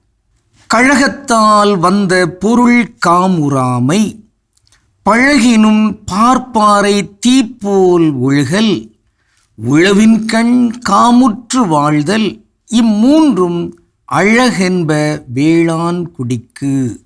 திரிகடுகம் 42. இன்று 3ஆம் கருத்து, உழவின் கண் காமுற்று வாழ்தல். உழவு பயிர்த்தொழில், இந்த செயல்முறையில் ஆர்வப்பட்டு அன்பு கொண்டு வாழ்தல். ஆக பயிர்த்தொழிலில் ஆர்வம் கொள்ளாத ஒரு குடும்பமோ ஒரு தனி ஆளோ இருக்கிறார் என்றால் நாம் கற்பனை செய்து கூட பார்க்க முடியவில்லை. அவர்களின் கால்கள் சேற்றில் விழவில்லை என்றால் நம் கைகள் சோற்றில் விழ முடியா என்று நாம் பார்த்திருக்கின்றோமே. எனவேதான் இங்கு வள்ளுவர் இந்த செய்தியை இவ்வாறு வலிமையாக பதிவு செய்வார். சுழன்றும் ஏற்பின்னது உலகம், அதனால் உழந்தும் உழவே தலை. உழவுதான் தலை. இல்லை, உலகத்தில் இருக்கிற எல்லாமே இந்த ஏருக்கு பின்னால் தான் அணிவகுத்து வந்து நிற்க முடியும். அதை போன்று இன்னொரு குறளினையும் அவர் இவ்வாறு பதிவு செய்கிறார். உழுதுண்டு வாழ்வாரே வாழ்வார், மற்றெல்லாம் தொழுதுண்டு பின் செல்பவர். ஆக உழவு தொழிலை நேர்த்தியாக செய்கின்ற அந்த உழவர்கள், அந்த வேளாண் குடிமக்கள், அவர்கள் மேன்மையானவர்கள் தான். அடிக்கிற வேலையெல்லாம் முதுகில் சுமந்து கொண்டு உழைக்கிற அந்த உழைப்பை செய்கிற மக்களுள் தலை சிறந்தவர்களாக இருக்கின்றவர்கள் இந்த உழவர்கள். அதான் ஒரு பாடல் வரும் தானே, கடவுள் என்னும் முதலாளி கண்டெடுத்த தொழிலாளி விவசாயி விவசாயி. கடவுள் என்கிற அந்த முதலாளி கண்டெடுத்த ஒரு மேன்மையான தொழிலாளி யார்? ஒரு விவசாயி என்பதுதான். ஆக அந்த அளவுக்கு இந்த உழவு தொழில் இங்கு போற்றப்பட வேண்டும். இன்று இந்த உழவுத்தன்மை அது பின்னுக்கு தள்ளப்படுகின்ற ஒரு நிலையை நாம் பார்க்கின்றோம். பேராசை, நிறைய வரணும், நிறைய உற்பத்தி செய்யணும், அதில் நிறைய லாபம் அடிக்கணும் என்று சொல்லிக்கொண்டு செயற்கை உரங்கள், செயற்கை பூச்சிக்கொல்லிகள், செயற்கை தன்மைகள் இவையெல்லாம் மாற்றப்பட்டு இங்கு இயற்கை தன்மைக்கு வர வேண்டும். இன்று உழவர்களுக்குரிய அந்த நிலம் என்பதே அவர்கள் கையில் இல்லை. அவர்கள் பயிரிடுகின்ற விதைகள் என்பனவே அவர்கள் உரிமையில் இல்லை. எவனோ ஒருவன், ஒரு கார்ப்பரேட் நிறுவனம் என்று சொல்கிறவர்கள், அவர்கள் அதை தக்க வைத்திருக்கிறார்கள். இது என்ன உலகம்? திரிகடுகம் இதையெல்லாம் இங்கு கேள்வி கேட்பதாக இந்த செய்யுளை அமைத்து தந்திருக்கின்றது. அந்த வகையில்தான் நாங்கள் இயக்கத்தில் ஒரு பாடல் ஒன்று பாடுவோம். சோறு போடும் பூமி இப்போ காணாம போச்சு, ஏறு பிடிச்சு உழைக்கும் கைகள் கையேந்தும் நிலையாச்சு. விதைக்கு கூட கையேந்துகிற நிலை. உழவர்கள் என்பவர்கள் வேளாண் தொழிலாளர்கள், அவர்கள் வேளாண்மை செய்பவர்கள். வேளாண்மை என்பது உழவு தொழில் என்கிற பொருளும் உண்டு, உதவி செய்கிற தன்மை. அவர்கள்தான் உலகத்துக்கே உதவி செய்கிறார்கள். அப்படிப்பட்டவர்களை கையேந்த வைக்கிறார்கள் பாருங்கள், என்ன கொடுமை. ஆக இந்த நிலையில் இங்கு உழவர்கள் அவர்களுக்கென்று உரிமையாக இருக்கக்கூடிய அந்த நிலங்கள் அவை அவர்களுக்கென்றே போக வேண்டும்.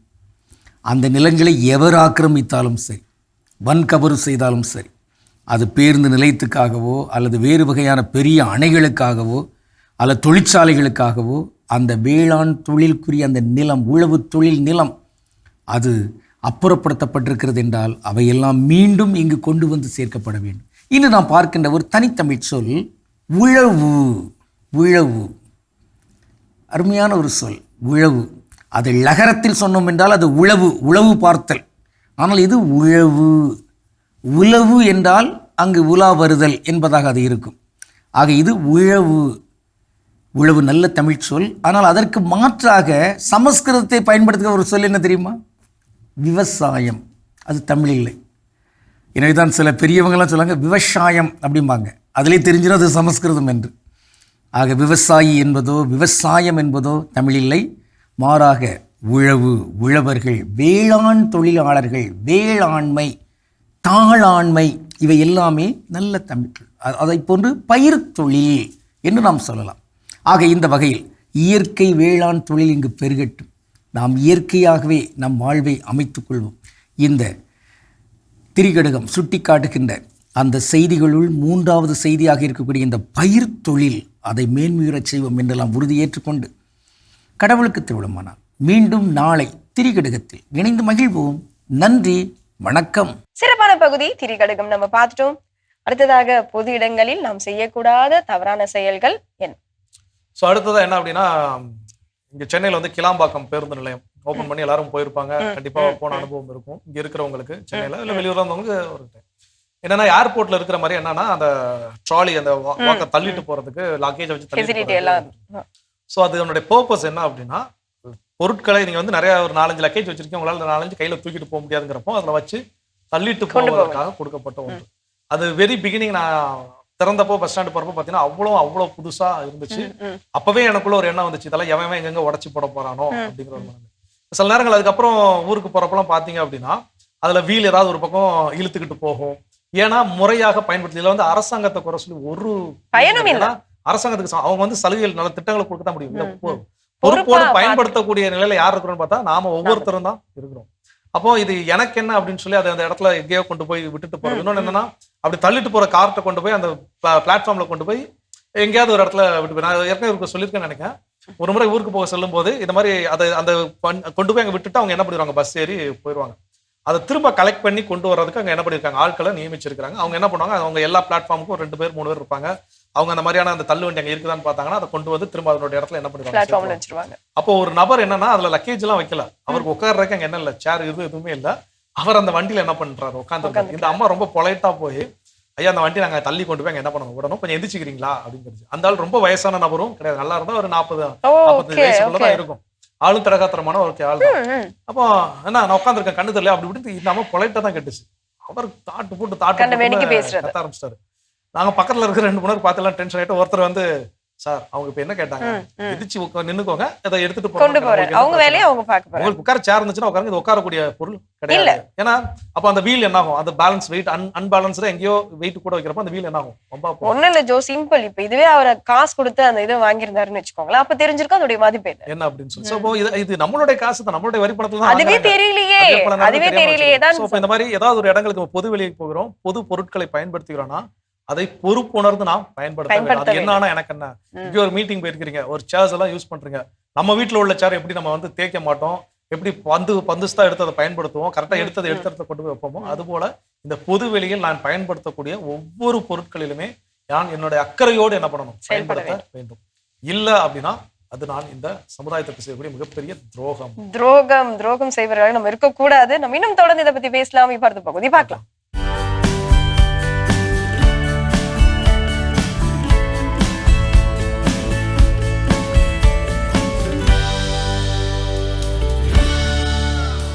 ஆத்திர தூண்டில், ரேஜ் பேட். இந்த உலகத்தில் யார் வேண்டுமென்றாலும் யாரையும் சீண்டலாம், வெறுப்புணர்வை விதைக்கலாம். இந்த புதுயுக உலகத்தில் நீங்கள் வாழ்கிறீர்களா? பிறரை கோபமூட்டினால் பணம் சம்பாதிக்கலாம். உங்கள் சமூக ஊடகங்களில் பார்வையாளர்களின் எண்ணிக்கையை அதிகரிக்கலாம். இணைய உலகில் இத்தகைய யுக்தியின் பேர் என்ன தெரியுமா? அதற்கான பதிலை வலை உலகத்தில் அருள்வாக்கின் ஒளியில் தேடுவோமா? அருள்வாக்கு பகுதி 1 சாமுவேல் 18ஆம் அதிகாரம். தாவீது பெலிஸ்தியனை கொண்ட பின் வீரர்கள் வீடு திரும்பி கொண்டிருந்த போது இஸ்ராயேலின் எல்லா நகர்களிலிருந்தும் பெண்கள் ஆடல் பாடலுடன் அரசர் சவுலை சந்திக்க வந்தனர். அவர்கள் கஞ்சிராக்களோடும் நரம்பிசை கருவிகளோடும் மகிழ்ந்து பாடல் எழுப்பினர்.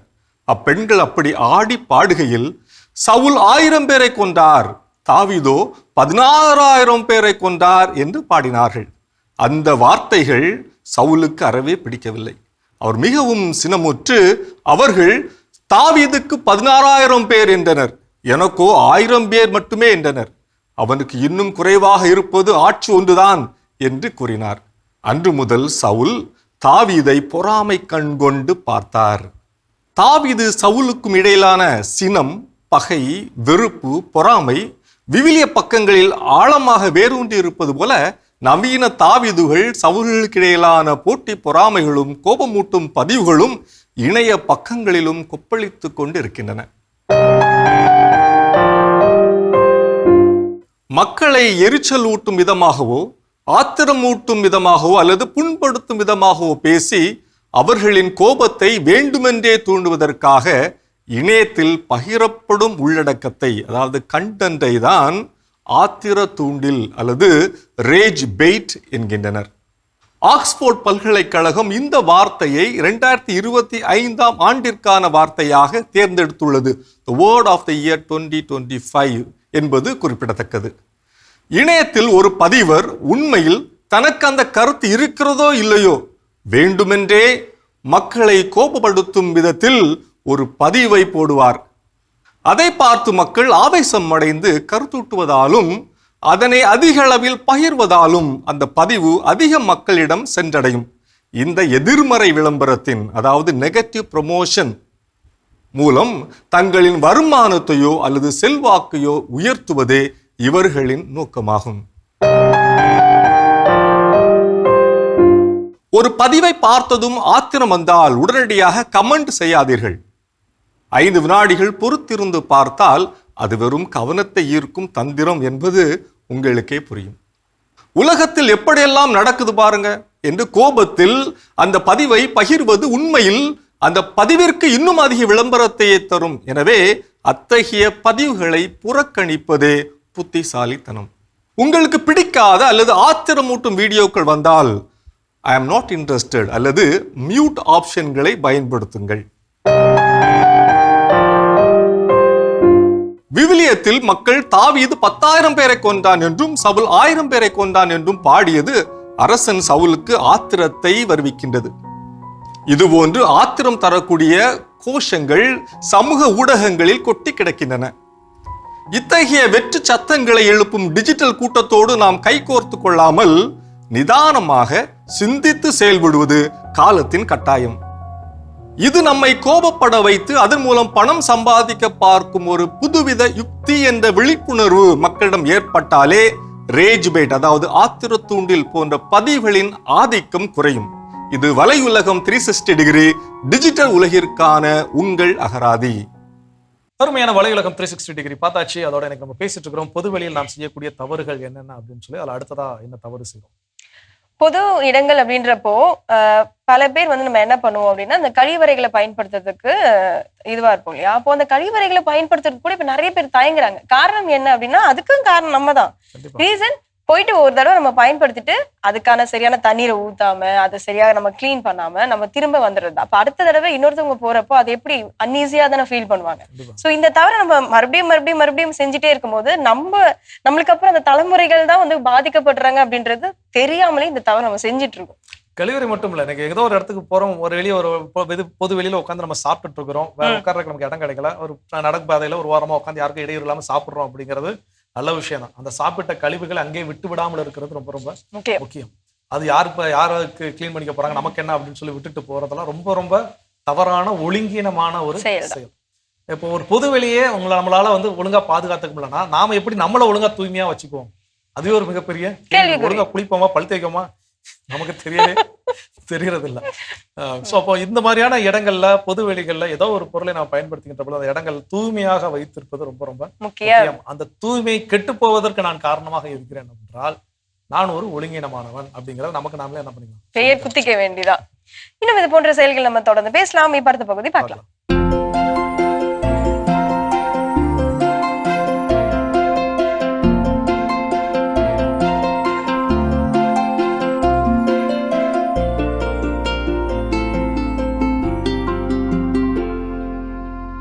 அனைவருக்கும் வணக்கம்.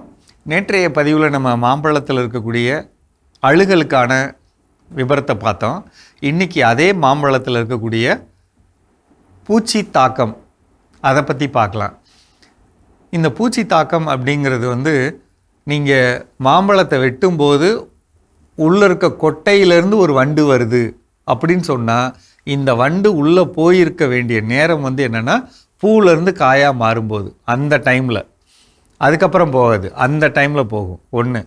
அப்படியே அதுக்கு அடுத்த லெவலில் போயிருந்தால் அது எப்போ போகும்னா ஒரு சின்ன காயாக இந்த சைஸில் சின்ன காயாக இருக்கும்போது அப்போ ஓட்டை போட்டு உள்ளே போயிடும். ரெண்டு விதமான தாக்கம், ஒன்று பூவிலேருந்து வர்றது அல்லது ஓட்டை போட்டு உள்ளே போகிறது. திருப்பியும் சொல்கிறேன், மாம்பழத்தில் நம்ம எந்த பூச்சி தாக்கம் நோய் தாக்கம் இல்லாமல் பண்ணணும்னா இதை செய்ய வேண்டிய நேரம் பூ எடுக்கிற நேரம். அந்த பூ எடுக்கிற நேரத்தில் நம்ம இந்த வண்டுகளுக்கோ நோய்களுக்கோ எதிரான ஒரு செயல்பாடை செய்யணும். முதல் காரியம். ரெண்டாவது காரியம், மரத்தோட 4 திசையிலையும் கிழக்கு மேற்கு வடக்கு தெற்கு அல்லது சந்தில் வச்சுருக்கோம் அப்படின்னா 2 திசையில் மரத்துலேருந்து 6 அடி 7 அடி தள்ளி ஒரு மண்ணை 2 அடி அகலம் 1/2 அடி ஆழம் இருக்கிற மாதிரி ஒரு கிளறி விட்டு அதில் முதல் தண்ணி ஊற்றிக்கணும். 20 லிட்டர் தண்ணி ஊற்றுறோம். தண்ணி ஊற்றி அந்த இடத்த ஃபுல்லாக ஈரப்படுத்திட்டு 1 கிலோ சாம்பல் அதில் உள்ளே போடணும். 1 கிலோ சாம்பல். சாம்பல்னால் விறகு எரித்த சாம்பல், உங்கள் வீட்டிலே இருக்கக்கூடிய காய்ந்த இலைகளை எரித்த சாம்பல், எவ்வளோ கிடைக்குதோ அதுக்குள்ளே போட்டுக்கிட்டே வரணுங்க. போட்டு அதில் தண்ணி ஊற்றணும். பொதுவாக மரங்களில் நோய் தாக்கம் வர்றதும் பூச்சி தாக்கம் வர்றதும் ஒன்றே நல்லா தெரிஞ்சுக்கங்க, சாம்பல் சத்து குறைபாடு. சாம்பல் சத்து குறைபாடாக இருக்கிற மரங்கள்லாம் அந்த இலை வந்து சாப்பிட்ற மாதிரி இருக்கும் அல்லது நோயை வரவேற்கிற மாதிரி இருக்கும். சாம்பல் சத்து தான் நோய் எதிர்ப்பு தன்மையை தரும். அப்போ சாம்பல் அங்கே வச்சு தண்ணி கொடுக்கணும். இதுதான் முதல் காரியம். அடுத்து ரெண்டாவது, முடிஞ்ச வரலும் 2 மாதம் கூட ஒரு கைப்பிடி சுண்ணாம்பு, கடையில் இருக்கிற சுண்ணாம்பு இருக்குது பார்த்தீங்களா, கைப்பிடி சுண்ணாம்பு வாங்கி போட்டுடலாம். அதுவும் சென்னை மாதிரியான பகுதியில் கண்டிப்பாக போடுறது நல்லது. மூணாவது, உங்களுக்கு வாய்ப்பு கிடைச்சா மாதம் ஒரு தடவை எள்ளு புண்ணாக்கு, கடலை புண்ணாக்கு, அது மாதிரி புண்ணாக்கு என்ன கிடைக்குதோ அதை வாங்கிட்டு வந்து ஒரு வாளி தண்ணியில் அதை 1 கிலோ கலந்து அந்த திசையிலையும் இந்த திசையிலையும் பிரித்து ஊற்றலாம். இல்லை 4 பக்கம் என்னால் ஊற்ற முடியும் அப்படின்னா 5 லிட்ரு, 20 லிட்ரு வாளின்னா 5 லிட்ரு பிரித்து ஊற்றி விட்டுறது நல்லது.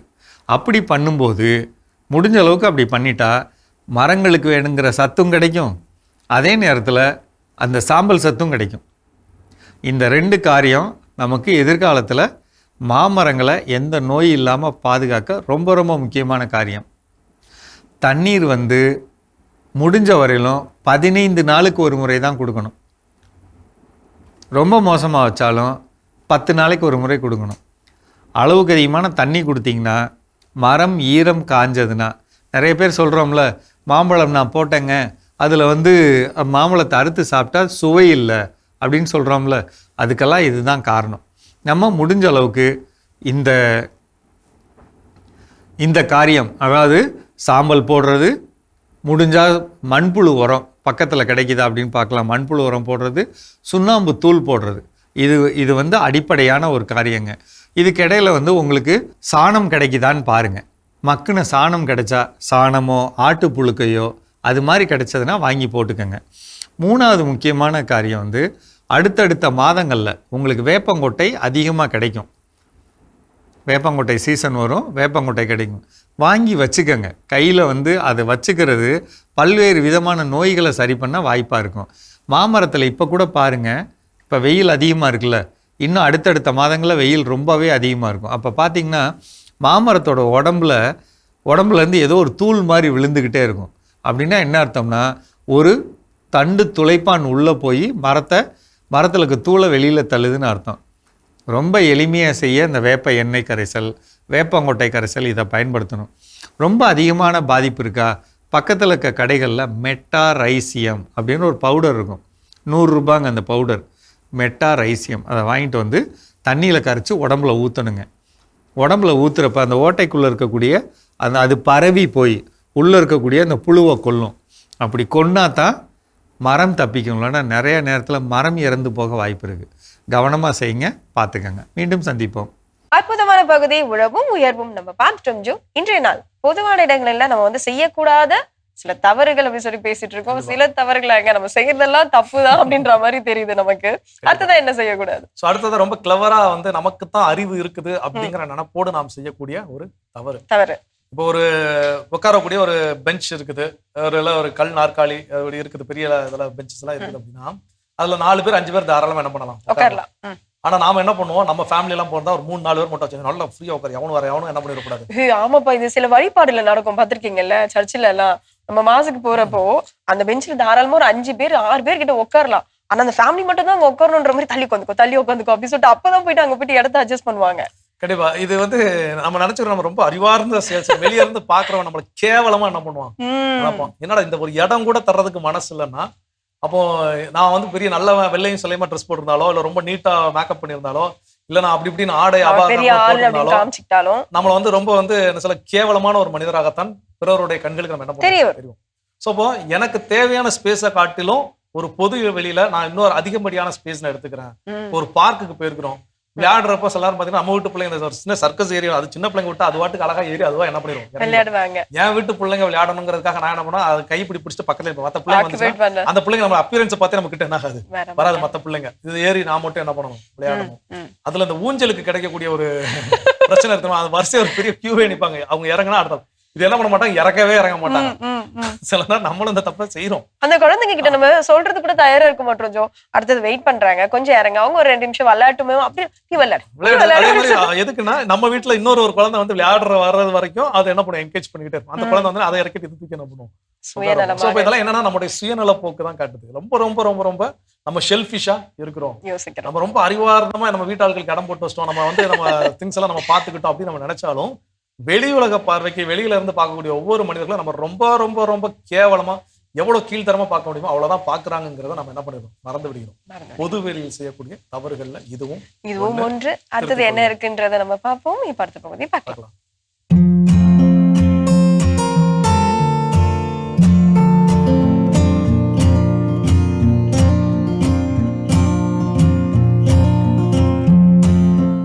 அன்பான மாதா தொலைக்காட்சி நேயர்களுக்கு வணக்கம். இன்றைய நிகழ்ச்சியில நம்ம பார்க்க போறது கேன்சர் பத்தி பார்க்கலாம். புற்றுநோயின் அறிகுறிகள் என்ன அதை பார்க்கலாம். ஜென்ரலா ஒருத்தர் இருக்காரு, நார்மலா இருந்துட்டு இருப்பாரு. இப்போ தற்சமயத்துல ரொம்ப அசதியாக இருக்கலாம், டயர்டா காணப்படுவாங்க, பயங்கர டயர்டா இருக்கும். சிலருக்கு இருமல் சளி இருக்கலாம், தொடர்ந்து இருமல் இருக்கலாம், காய்ச்சல் இருக்கலாம், அனிமிக்கா இருக்கலாம், ஸ்மோக்கிங், ஆல்கஹால் இதனாலெல்லாம் கூட கேன்சர் வர்றதுக்கு வாய்ப்பு இருக்கு. இப்போ பார்த்தீங்கன்னா சிலருக்கு வாய்ப்புண்ணு இருக்கும், பார்த்தீங்கன்னா கொப்பளம் மாதிரி இருக்கும். இது ஏதோ சாதாரண விஷயம், பி காம்ப்ளெக்ஸ் சத்து கம்மி அப்படின்னு நினைச்சு நம்ம விட்டுடுவோம். அதுவே அவங்களுக்கு கேன்சராக கூட இருக்கலாம். சிலருக்கு பல்வலின்னு போவாங்க, பல்லு செக் பண்ணி எடுக்க வேண்டிய சூழல் இருக்கும். எடுத்த பிறகு பார்த்தீங்கன்னா அவங்களுக்கு பல்லுக்கு கீழே வாய்ப்புற்று இருக்கும். அதனால அவங்களுக்கு அறிகுறிகள் என்ன அப்படின்னு பார்த்தோன்னா, அசதி, அனிமிக்காவாங்க, தொடர்ந்து இருமல் இருக்கலாம், வயிற்று வலி இருக்கலாம், அஜீரணம் இருக்கலாம், நெஞ்சு கரிப்பு இருக்கலாம். அவங்க நினைச்சுப்பாங்க கேஸ்ட்ரைட்டிஸ் அப்படின்னு நினைச்சிட்டு, அதெல்லாம் கேஸ்ட்ரைட்டிஸா இல்லை கேன்சரா செக் பண்ணி பார்த்துடணும். பார்த்துட்டு கண்டுபிடிச்சி அப்போ இன்னைக்கு எந்த உறுப்பை பாதிக்குதோ அந்த புற்று, இப்போ போன்ல பாதிப்பு வருது, குடல்ல வருது, மலக்குடல்ல வருது, அப்புறம் பார்த்தீங்கன்னா பிளட் கேன்சர் வருது, பிரெயின் கேன்சர், நுரையீரல் புற்று அதிகமாக காணப்படுது. பெண்கள்னு பார்த்தோன்னா பிரஸ்ட் கேன்சர், இந்த மாதிரி உறுப்புக்கு தகுந்த மாதிரி பாதிப்புகள், அதை வச்சு பெயர். இப்போ இந்த மாதிரி கேன்சர் பேஷண்ட்க்கு நம்ம என்ன பண்ணணும்?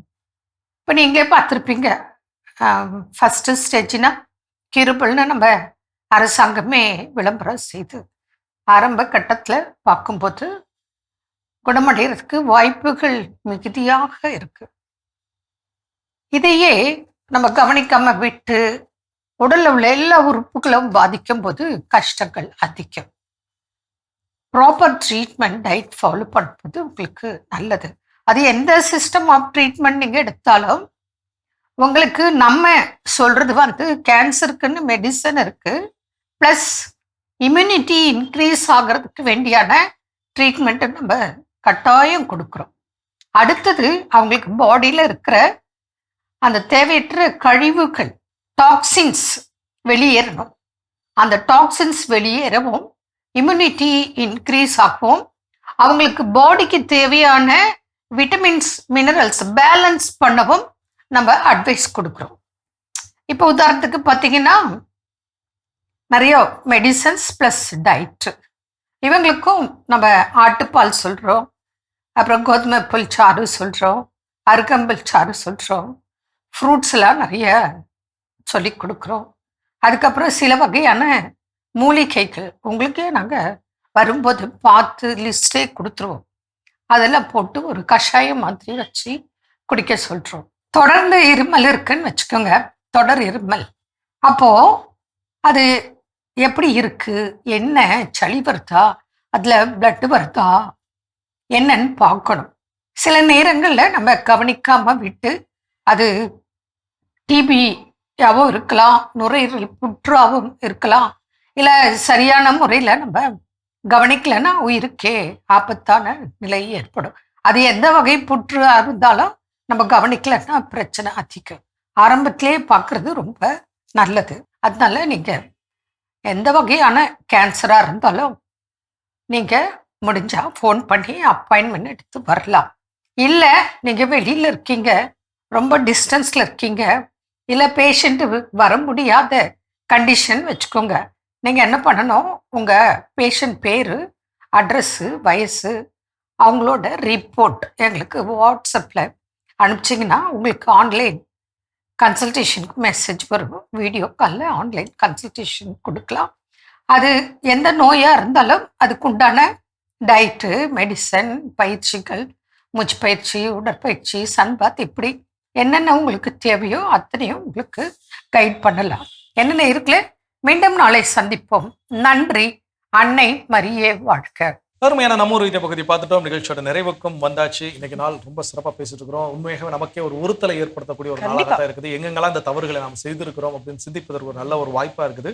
இனி செய்யாமல் இருக்க வேண்டும் அப்படிங்கிற ஒரு உறுதியை எடுக்குங்கிறது ரொம்ப ரொம்ப முக்கியம். அந்த வகையில் நாம செய்யக்கூடிய பொது வெளியில் செய்யக்கூடிய தவறு அடுத்ததான் சரி, இந்த கர்டசி கூடவா இல்ல இவருக்கு அப்படின்ற மாதிரி சில நேரத்துல நினைக்க வச்சிரும். சில பேரை பாக்குறப்போ ஒரு பஸ்ல நம்ம டிராவல் பண்றோம் அப்படின்னா கொஞ்சம் நகர்ந்துக்கோங்க அப்படின்னு கூட சொல்லாம தடாபுடால் இடிச்சிட்டு டப்பு கீழே இறங்குறது. கேட்டா எனக்கு ஸ்டாப்பிங் போயிடும், ஸ்டாப்பிங் விட்டுரும் அப்படின்னு சொல்லிட்டு பல காரணங்களை சொல்லிட்டு இறங்குவோம். ஆனா அந்த இடத்துல அந்த நபர் எப்படி அது வலியோட துடிச்சிருப்பாங்க, அந்த வலியை அனுபவிச்சிருப்பாங்க, அதெல்லாம் யாரும் யோசிக்கவே மாட்டாங்க. அதே மாதிரி ஒரு சின்ன ஒரு பொது இடத்துல இப்ப நம்ம ஏதோ ஒரு கவர்மெண்ட் ஆஃபீஸே உள்ள போயிட்டு அவங்கள போய் பாக்குறோம் அப்படின்னா அது கூட நம்ம ஒரு குடிமகன் அப்படின்ற மாதிரி நம்ம போயிட்டு உள்ள போய் அசால்ட்டா போகலாம் வரலாம் அப்படின்ற மாதிரி சின்ன ஒரு கர்டசிக்காக அட்லீஸ்ட் நாங்க உள்ள வரலாமா அப்படின்னு கேட்கிற அந்த ஒரு இதுவும் இல்லாமல் இந்த மாதிரிலாம் ஒரு செயல்கள் நம்ம நடந்து கொள்கிறோம் ஒரு சமுதாயத்துல அப்படின்னா, பொது இடங்கள்ல நடந்து கொள்கிறோம் அப்படின்னா நாம் ஒரு நல்ல குடிமகனாக இந்த சமுதாயத்துல இல்ல அப்படின்றதுதான் அர்த்தம். ஸோ பேசிக் கர்டசி எதை பேஸ் பண்ணி இருக்குன்னு பாத்தீங்கன்னா பேசிக் நாலேஜ், அடிப்படை அறிவு அப்படின்னு இருக்குது. இந்த அடிப்படை அறிவு என்ன அப்படின்னு பாத்தீங்கன்னா பொது வெளியில நம்ம எங்கேயோ ஒரு இடத்துல ஒரு சாப்பிடக்கூடிய நபர் இடத்துல நிக்கிறோம், திடீர்னு நம்மளே யாரையும் தும்மல் வரும், அதெல்லாம் என்ன பண்ண முடியாது, அடக்க முடியாது. அந்த டைம் என் கையில கர்ச்சிஃப்ல என்னங்க பண்ணனா அப்படி கையை ரெண்டையும் மூடிக்கிட்டு தும்முறதுதான் ஒரு பேசிக் கர்டசி. கரெக்ட். ஏன் அப்படின்னா அங்க ஏதோ தும்முகின்ற பொழுது ஏதோ ஒரு எச்சில வெளியே தெரிப்பதற்கு வாய்ப்பு இருக்குது. அது ஒரு ஹோட்டல்லாம் சாப்பிட்றது ரொம்ப ரொம்ப மோசம். ஸோ அப்போ சில நேரங்கள்ல அந்த பேசிக் கர்டசி கூட இல்லைன்னா என்கிட்ட பேசிக் நாலேஜே இல்லை. ஏன்னா எனக்கு அப்படி முகத்தை மூடி தும்மணுங்கிற அறிவே எனக்கு இல்லை. அதனாலதான் என்ன பண்றேன், பப்பரப்பான்ட்டு ஏதோ சில விஷயங்கள் செய்யறோம். ஸோ அப்போ அந்த பேசிக் கர்டசி எங்கெங்கெல்லாம் நான் அறிவார்ந்த செயல்களை செய்ய வேண்டுமோ அதை நான் செய்ய தவறுகின்ற பொழுதெல்லாம் இந்த பொது வெளியில பிறருக்கு நான் இடையூறு செய்கிறேன் அப்படிங்கிறத நாம் நினைவில் வைத்திருக்க வேண்டும். ஸோ எனக்கு கொஞ்சம் கடினமாகவே தான் இன்னைக்கு இந்த நாள் இருந்திருக்கும் அப்படின்னு நான் நம்புறேன். ஏன்னா நாம செய்யக்கூடிய தவறுகள் நமக்கே தெரியாம பல நேரங்கள்ல அதை நம்ம நியாயப்படுத்தி கொண்டே இருக்கிறோம். ஆனா பொது வெளியில இந்த தவறுகளை எல்லாம் நாம் செய்யக்கூடாது. இதெல்லாம் ஒழுங்கின செயல்கள் அப்படிங்கிறத இறைவன் நமக்கு இன்னைக்கு உணர்த்தி. ஒருவேளை இதுவரைக்கும் இந்த தவறுகள் நான் ரெகுலரா செஞ்சாலும் சரி, இல்லை அப்பப்போ செஞ்சாலும் சரி, இனி வரக்கூடிய காலங்கள் அதை செய்யாமல் இருக்க வேண்டும் அப்படிங்கிற ஒரு அழைப்பை கடவுள் இன்னைக்கு நமக்கு கொடுத்திருக்கார். கடவுளுக்கு நன்றி சொல்லி இன்னைக்கு நாள்ல யாரெல்லாம் விழா கொண்டாடுறாங்க பார்க்கலாம்.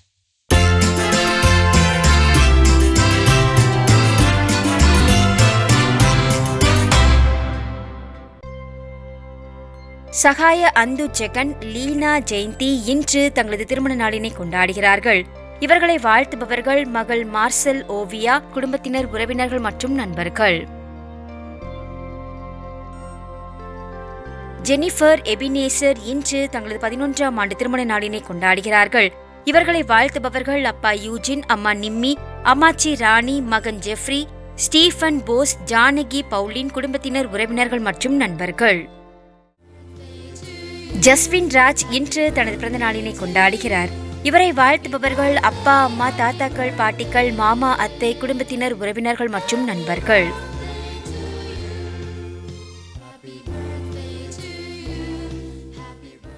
இன்று விழா காணும் உங்கள் அனைவருக்கும் இறைவன் தரக்கூடிய அன்பான பரிசு திருப்பாடல் 91:5.